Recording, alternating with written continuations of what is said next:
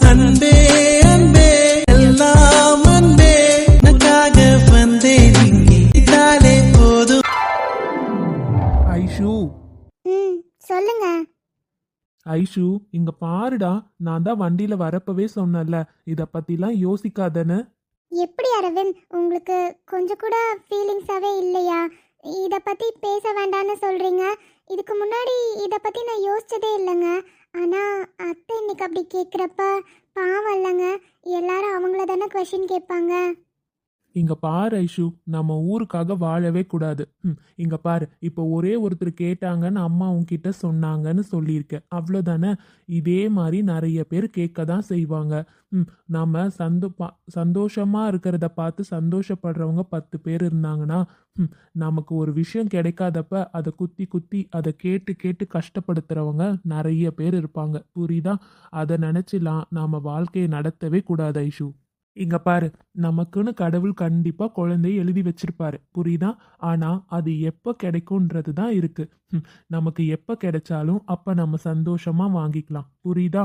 அதை நினைச்சு நீ ஃபீல் பண்ணவே கூடாது. இப்பவே இந்த இடத்துலயே இந்த விஷயத்த பத்தி நீ மறந்துட்டு வந்துடணும். இருந்தாலும் இங்க பாருடி, நான் சொல்லிட்டேன், திரும்ப திரும்ப அதை பத்தி பேசாத ஐஷு. இதை பத்தி திரும்ப திரும்ப பேசுறப்பதான் உனக்கே தானா ஸ்ட்ரெஸ் ஆயிடும். எதை பத்தினாலும் யோசிச்சுட்டே இருப்ப. இதெல்லாம் தேவையா? உன்னால ஃப்ரீயா இருக்க கூட முடியாது. சொன்னா கேளுடா, இதை பத்தி எதுவும் யோசிக்காத, ஃப்ரீயா விடு. நடக்கிறப்ப எல்லாமே நல்லதே நடக்கும்.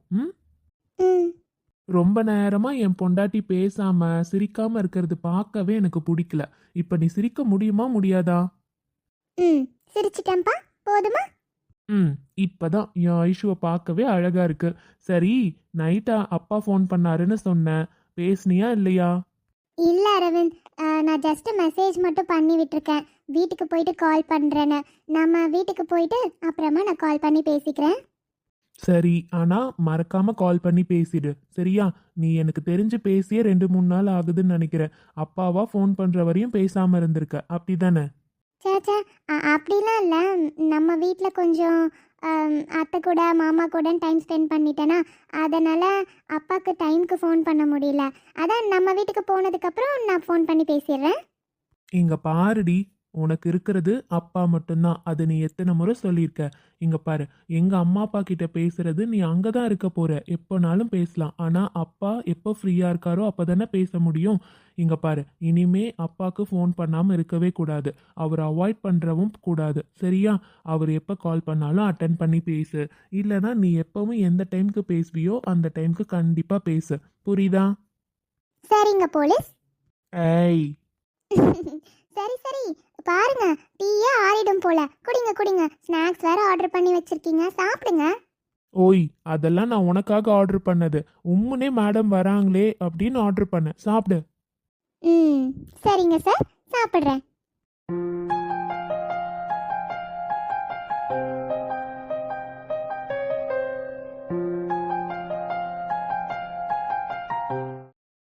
ஆனா பிரியா, நீ வருவன்னு நான் எதிர்பார்க்கவே இல்லைம்மா. சந்தோஷ் மட்டும்தான் வருவான்னு நினைச்சேன். நீ என்னன்னா அடம் பிடிச்சி வந்திருக்க. அட நீங்க வேற நீ, நானே எப்போ இங்கே வந்து எல்லாரையும் பார்க்கணுன்னு ஆசையாக இருந்தேன் தெரியுமா? உங்கள் எல்லாரையுமே நான் ரொம்ப மிஸ் பண்ணுறேன். அதான் எனக்கு இதுதான் சான்ஸ். இதை விட்டால் வர முடியுமா? அதான் இந்த சான்ஸை வச்சுட்டு எல்லாருக்கூடையும் ஜாலியாக 1 வீக் இருக்கலான்னு கிளம்பி வந்துட்டேன். சரிதான். அப்புறம் மூமெண்ட்லாம் தெரிய ஆரம்பிச்சிருக்கமே. ஆமாம் பிரியா, நைட் தான் நிறைய மூமெண்ட் இருந்துக்கிட்டே இருக்கா. நைட்டு ஃபுல்லாக தூங்கவே முடியல. ஆமானு அப்படிதான் இருக்கும். ஆமா ஐஷுமா, என்னம்மா அதிசயமா இருக்கு, புடவையா கட்டிக்கிட்டு இருக்க இப்பலாம்? அதுவும் புடவை கட்டவே தெரியாதுன்னு சொல்லிட்டு இருந்தாங்க நீ. ஏன்பா, உங்களுக்கு வேற டாபிக்கே கிடைக்கலாம், இப்போ நான் தான் கிடைச்சேனா என்ன? அட இதுமே எவ்வளோ பெரிய அதிசயம் இல்லை ஐஷு. கல்யாணம் இத்தனை மாசத்துல நீங்க சாரி கட்டியே நான் பார்த்ததில்ல, இப்போதான் நான் பார்க்குறேன். அது ஒன்றும் இல்லை பிரியா, ஒரு 2 வீக்ஸாவே மேடம் இப்படி தான் சாரி கட்டிகிட்டே இருக்காங்க.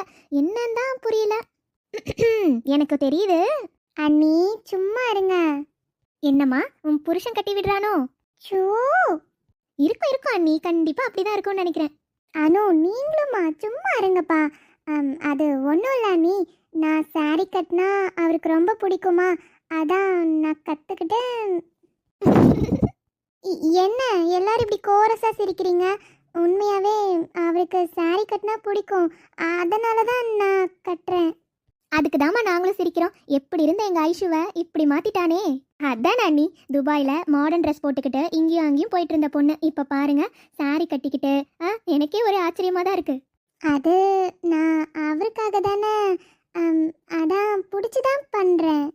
பாரு, வெக்கப்படுறியாமா? சரி சரி, சும்மா இதை பத்தியே பேசிட்டு இருக்காதீங்க, எனக்கு வெக்கமா இருக்குல்ல. பாரு முகிலங்க அண்ணி, அவன் தானே எங்கம்மா இங்க வந்தா அவன் என்கிட்ட இருக்கான். ஒன்லி பாய்ஸ் கேங்க கூட தான் சுத்திக்கிட்டு இருக்கான். மாமன் தான் தூக்கிட்டு போனான். அவங்க 2 பேர்கிட்ட தான் விளையாடிட்டு இருப்பான். சரி சரி, 2 பேர் இருக்கீங்க. யாருக்கு பொம்பளை பிள்ளை பிறந்தாலும் என் பையனுக்கு ரெடியா இருக்குது, ஓகேவா? அண்ணி, 2 பேருக்குமே பொம்பளை பிள்ளை பிறந்தா அப்படி பார்த்தா அது என் பையனோட சாய்ஸ், ஓகேவா? அவனுக்கு எந்த பொண்ணை பிடிச்சிருக்கோ கல்யாணம் பண்ணிக்கிட்டோன்னு விட்டுருவேன். பாரு, பின்ன என்னம்மா, ஏன் 2 தம்பி பொண்டாட்டியும் பிரெக்னெண்டா இருக்கிறீங்க. 2 தம்பிங்களுக்கும் பொண்ணே பிறந்துருச்சுன்னா வெளியே போய் நான் பொண்ணு எடுக்கணும்னு அவசியமே இல்லை பாருங்க. சரிதான்க்கா, இது சரியான முடிவு, அப்படிதான் வைக்கணும். ஓய், இதுல இருந்து நீ எஸ்கேப் ஆயிட்டேன்னு நினைக்காத. ஒருவேளை அவங்க 2 பேருக்கும் பையனே பிறந்துட்டாலும் நீ ஒரு திருக்கடி, உனக்கு பொண்ணு பிறந்தாலும் சரி, அவளைதான் நான் கட்டி வச்சுப்பேன், புரியுதா? அக்கா அக்கா, நீங்க முறைய வரவே வராதுக்கா. ஏண்டி? அப்புறம் ஏன் மாமியாரும் நீங்களும் அக்கா தங்கச்சிங்க, அப்புறம் எப்படி கல்யாணம் பண்ணி வைக்க முடியும்? உசார் தாண்டி நீ, உறவு முறைலாம் கரெக்டாக தெரிஞ்சு வச்சிருக்கியே. பரவாயில்லம்மா, நீ பொழைச்சிப்ப. பேசி முடிச்சிட்டீங்களாம்மா? ஷோ, என்ன நீ இத்தனை செஞ்சு கொண்டு வந்திருக்கீங்க, முதல்ல கொடுங்க. என்னக்கா இதெல்லாம், நீங்கள் எதுக்கு இப்படி பண்ணிட்டு இருக்கீங்க? நீங்களும் வந்து எங்கள் கூட உட்காந்து பேசுவீங்கன்னு பார்த்தா அப்போ இவ்வளோ நேரம் கிச்சனில் இதை தான் பண்ணிட்டு இருந்தீங்களா? அட ஆமாம்மா, வயசு பிள்ளைங்க நீங்கள்லாம் உட்காந்து பேசிகிட்டு இருக்கீங்க. அதுவும் ரொம்ப நாள் கழித்து 4 பேரும் கலகலன்னு பேசிகிட்டு இருக்கீங்க.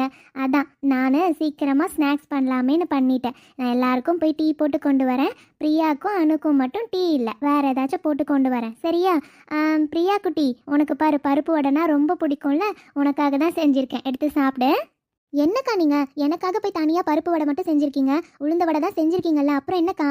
இல்லை பிரியா, உளுந்து வடையை விட உனக்கு பருப்பு வடை தான் ரொம்ப பிடிக்கும்னு எனக்கு தெரியும். அதனால தான் எவ்வளோ நாள் கழித்து வீட்டுக்கு வந்திருக்க, உனக்கு பிடிச்சதை நான் செஞ்சு கொடுக்க மாட்டேன்னா, எடுத்து சாப்பிட்டுங்க. ஆனால் அண்ணி, இப்படி எதுக்கு தனியாக பண்ணிகிட்ருக்கீங்க? என்னை கூப்பிட்டுருக்கலாம்ல அண்ணி, நானும் வந்திருப்பேன். இல்லைம்மா, வசந்தியும் நானும் சேர்ந்து தான் பண்ணோம், ஒன்றும் பிரச்சனை இல்லை, நாங்கள் பார்த்துக்குறோம், நீங்கள்லாம் பேசிகிட்டு இருங்க. எங்க அண்ணி, வசந்தி அண்ணியே பார்க்கவே முடியல. அவள் டீ போட்டுட்ருக்காம்மா, நான் போய் டீ எல்லாருக்கும் கொண்டு வரேன், நீங்கள் எல்லாம் சாப்பிடுங்க.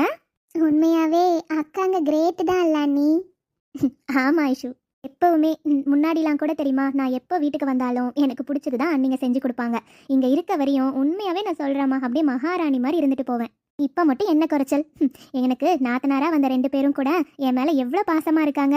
உண்மையாகவே நான் லக்கி தான். இந்த வீட்டுக்கு பொண்ணாக வந்தாலும் எத்தனையோ குடும்பத்தில் பார்க்குறோம் இல்லைம்மா, அண்ணன் தம்பி எல்லாம் ஒன்றா இருப்பாங்க. அவங்க பொண்டாட்டிங்கெல்லாம் சேர்ந்து வீட்டில் இருக்க பொண்ணை வந்து கவனிக்க கூட மாட்டாங்க, வீட்டுக்கு வந்தால் கூட சரியாக கவனிச்சிக்க மாட்டாங்க. ஆனால் எனக்கு பற்றியா எவ்வளோ அழகான நாத்தனாருங்கன்னு என்னை நல்லா பார்த்துக்கிறாங்க. எனக்கு அவ்வளோ சந்தோஷமாக இருக்கும் தெரியுமா. இங்கே வந்தால் அங்கே நாங்கள் 3 பேரா எப்பயும் தனியாகவே இருக்க மாதிரி இருக்கும். ஆனால் இங்கே வந்தால் எப்பயுமே கலகலகலன்னு இருக்கும். சொர்க்கம் இருக்கு, அட சின்ன சின்ன அன்பில் தானே ஜீவன் இன்னும் இருக்கு. பட்டாம்பூச்சி கூட்டத்துக்கு வட்டாயதுக்கு, அடபாசம் மட்டும் போதும் கண்ணே, காசு பானம் எண்ணத்துக்கு. பச்சை கிளிகள் தோலோடு, பட்டுக்குயிலோ மடியோடு, பூலோகம் ஆனந்தத்தின் எல்லை. இன்னைக்கு கால்லாம் ரொம்ப வலிக்குதே. இன்னைக்கு எதுவும் அந்த மாதிரி நடக்க கூட இல்லை. ஆனால் ஏன் இவ்வளோ கால் வலிக்குது? யாராச்சும் பிடிச்சி விட்டா நல்லா இருக்கும். அக்கா வேற எனக்கு பிடிக்கும்னு வடையெல்லாம் செஞ்சு கொடுத்தாங்க, ஆசையாக இருக்குன்னு சாப்பிட்டுட்டேன். இப்போ என்னமோ நெஞ்சு கறிக்கிற மாதிரியே இருக்கு. பிரியா, என்னடா சீக்கிரமா படுத்துட்டேன் இன்னைக்கு? ஒன்றும் இல்லை சந்தோஷ், தூங்கலாம் இல்லை, சும்மா தான் ஒரு மாதிரி ரொம்ப டயர்டாக இருக்குங்க, அதான் வந்து படுத்தேன். என்னாச்சுடா, ஏதா முடியலையா? அதெல்லாம் ஒன்றும் இல்லை சந்தோஷ், ரொம்ப கால் வலிக்குதுங்க. ஆனால் இன்னைக்கு நான் எங்கேயும் நடக்க கூட இல்லை, வீட்லேயே உட்காந்து தான் பேசிகிட்டு இருந்தோம். ஆனால் என்னன்னு தெரியல, ரொம்ப கால் வலிக்குது. கால் வலிக்குதா? சரி இரு. ஏங்க என்ன பண்ணுறீங்க? ஷூ சந்தோஷ், வேண்டாம், காலை விடுங்க. என்னங்க இதெல்லாம், விடுங்க சந்தோஷ். அட என்ன பிரியா, கால் வலிக்குதுன்னு சொல்ற, அப்புறம் காலை பிடிச்சி விட வேண்டாமா? தைலம் போட்டு தேய்ச்சி விட்டாதான் நல்லா இருக்கும், சும்மா இரு. என்னங்க நீங்க போய் என் காலை பிடிச்சிட்டு? வேண்டாங்க. ஆரம்பிச்சிட்டாடா. ஏண்டி எப்ப பார்த்தாலும் இதே கேள்விதான் கேப்பியாடி? உன் காலையே பிடிக்க கூடாதுன்னா எப்படி? நான் உன் புருஷன், ஞாபகம் இருக்கா? என்ன பின்ன எப்ப காலை தொட்டாலும் சும்மா காலை பிடிக்காதீங்க கையை பிடிக்காதீங்கன்னு. கால் வலிக்குதுல்ல, அப்புறம் யார் அமுக்கி விடுவா? நான் தானே அமுக்கி விட்டாகணும், சும்மா இரு. ஒரு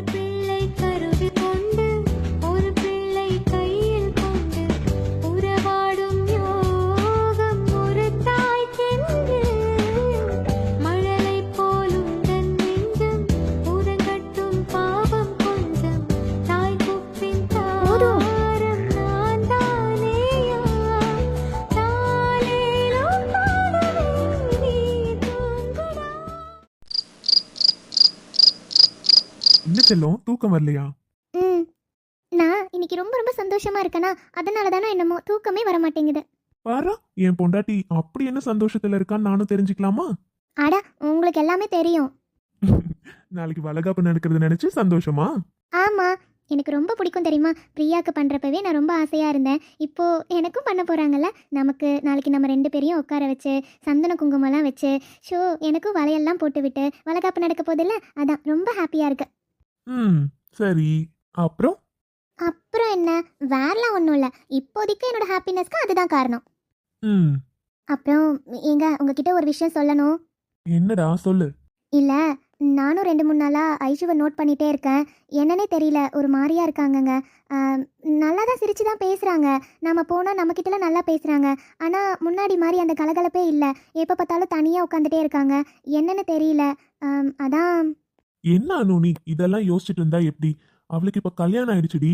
அவங்களுக்கு பர்சனல்னு ஏதாச்சும் இருக்கும்ல, சொல்ல முடியாது. ஏதாச்சும் சின்ன ஃபைட்டா கூட இருக்கலாம். நமக்குள்ள எப்பயும் ஃபைட்டே வந்தது இல்லையா என்ன? அந்த மாதிரி அவங்களுக்கும் சில பர்சனல்ஸ் இருக்கும். அதுலலாம் நம்ம தலையிட முடியாதுல்ல. நீ கேட்டு பார்த்த, அதுக்கப்புறமா அவ எதுவும் சொல்லலைன்னா விட்டுறணும். பர்சனல்குள்ள எப்பவும் தலையிடக்கூடாது. நீங்கள் சொல்கிறது எல்லாமே எனக்கு புரியுது. ஆனால் அவங்க 2 பேருக்குள்ளே சண்டை இருக்க மாதிரிலாம் தெரியலங்க. 2 பேரும் தனியாக பேசுகிறப்ப பிடிக்கிறப்பெல்லாம் பார்த்தா ஜாலியாக தான் பேசிக்கிறாங்க, சிரிச்சு தான் இருக்கிறாங்க. அதெல்லாம் எனக்கு பிரச்சனைலாம் எதுவும் இருக்க மாதிரி தெரியல. பட் ஐஷு ஏதோ திங்க் பண்ணிட்டு இருக்காங்க. ஒருவேளை அவங்க அப்பாவை பார்க்கணுன்னு ஏதாச்சும் தோணுமோ? ஆமால, இருக்கலாம் அனு. ஏன்னா ரொம்ப நாள் ஆச்சுல்ல அவங்க அப்பாக்கு. கல்யாணத்தப்ப வந்துட்டு போனதுதான். இவங்களும் போலாம் போலான்னு டைம் ஃபிக்ஸ் பண்ணி கடைசி வரையும் இவங்க அங்க போகவே இல்லை. அவருக்குமே பார்க்கணும்னு ஆசை இருந்திருக்கும்ல. ஒருவேளை ஐஷுக்கும் அப்பாவை பார்க்கணும் போல இருக்கோ என்னமோ. அதனால ஒருவேளை அப்படி இருக்கா போல. ம் சரிடி, இப்படி எல்லார் பத்தியும் பேசிட்டு டைம் வேஸ்ட் பண்ணிட்டு இருக்காத. தூங்குறதுல இருந்து எஸ்கேப் ஆகிறதுக்கு இப்படி ஒரு வழி. அப்படிதானே? ஒழுங்கா தூங்கு, கண்ணு மூடு. என்ன சினுங்கினாலும் இல்ல, தூங்கு. சரி. நான் வேர் வேறாய் அடவே தேனே, ஒரு பால் பார்வை உன்னை பார்த்தேனே. பெண்ணேனே பெண்ணல்ல அக்ஷய பாத்திரம், பெண் என்ற கோப்பைக்குள் நான் விழுந்தேன். ஆரோடு தேன் கொண்டு வாய் கலந்து.